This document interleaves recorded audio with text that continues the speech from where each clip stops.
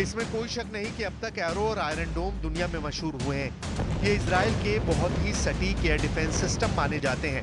Iron डोम ने अब तक हमास की तरफ से दागे गए हजारों रॉकेटों को मार गिराया है, लेकिन उसके सामने अब बड़ी मिसाइलों का चैलेंज है जो ईरान के पास भी है।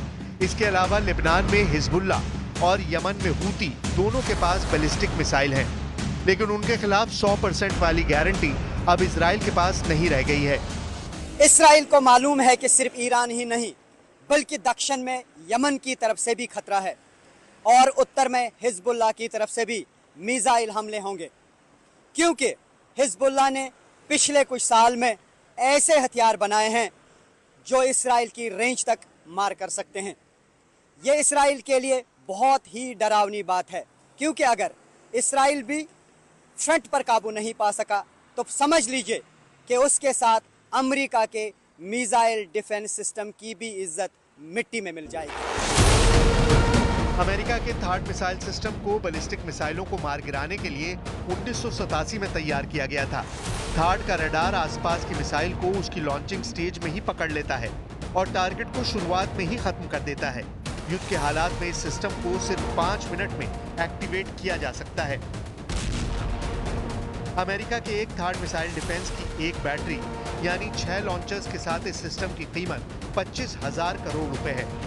सऊदी अरब ने 2018 में अमेरिका से 44 थार्ड लॉन्चर और मिसाइल खरीदने के लिए एक समझौता किया था। इस सौदे की कीमत 1.25 लाख करोड़ रुपए के करीब थी। इस तरह आप अंदाजा लगा सकते हैं कि अमेरिका का ये मिसाइल डिफेंस सिस्टम कितना महंगा है और हर देश ऐसे सिस्टम को खरीदने की हैसियत नहीं रखता। ईरान को भी जरूर डर सता रहा होगा कि इजराइल अब अमेरिका के इसी एयर डिफेंस सिस्टम से उसकी मिसाइलों को रोक लेगा।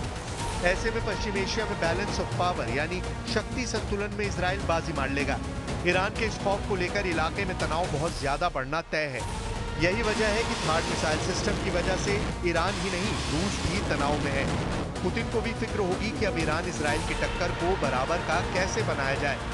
इसके मुकाबले में रूस का S-400 एयर डिफेंस सिस्टम जो थार्ड की तरह इंटरकॉन्टिनेंटल बैलिस्टिक मिसाइल को रोकने में उतना कामयाब नहीं कहा जाता, लेकिन थार्ड के मुकाबले में वो ज्यादा सस्ता ऑप्शन माना जाता है। कहा जा रहा है कि ईरान में इस वक्त रूस का S-400 सिस्टम तैनात है ताकि इजराइल के किसी भी एयर अटैक को रोका जा सके। इस बात से साफ है कि अब ईरान और इजराइल की टक्कर अमेरिका बनाम रूस बनती जा रही है।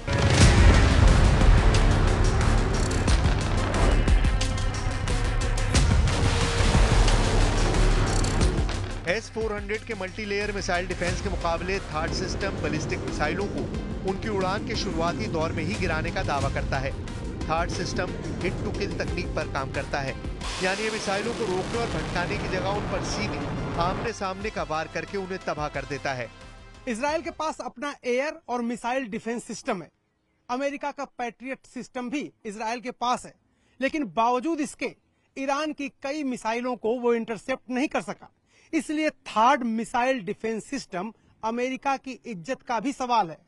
अगर अगले हमले में इन सब सिस्टम के बावजूद ईरान की मिसाइलें नहीं रुकी तो अमेरिका की साख और उसके मिसाइल डिफेंस सिस्टम पर सवाल उठना लाजमी है।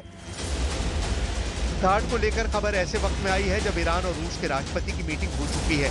पुतिन और पेजेश्कियान दोनों बोल चुके हैं कि रूस और ईरान एक साथ हैं, दोनों मिलकर काम कर रहे हैं।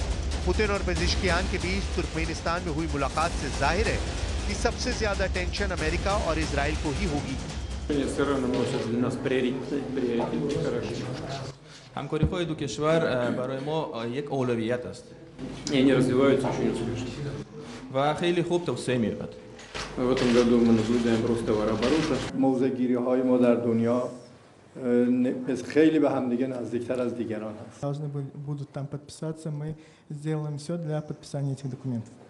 انشالله حتما در بریکس شرکت خواهیم کرد و اون معاهداتی که با هم نوشته شده رو اونجا نهایی بکنیم و بتونیم با هم دیگه. ईरान और रूस की एकजुटता बढ़ने का जवाब ही थार्ड मिसाइल डिफेंस सिस्टम है, इसमें कोई शक नहीं। एक तरफ रूस ईरान के साथ है तो दूसरी तरफ बाइडेन का हाथ नेतन्याहू के सिर पर है। कुल मिलाकर अमेरिका और इजराइल अब खतरनाक परमाणु मिसाइलों को लेकर तैयारी कर चुके हैं, लेकिन क्या ईरान इससे दबाव में आएगा या फिर इजराइल के बाकी डिफेंस सिस्टम को हराने के बाद वो अमेरिका के इस मिसाइल डिफेंस सिस्टम को भी हरा देगा?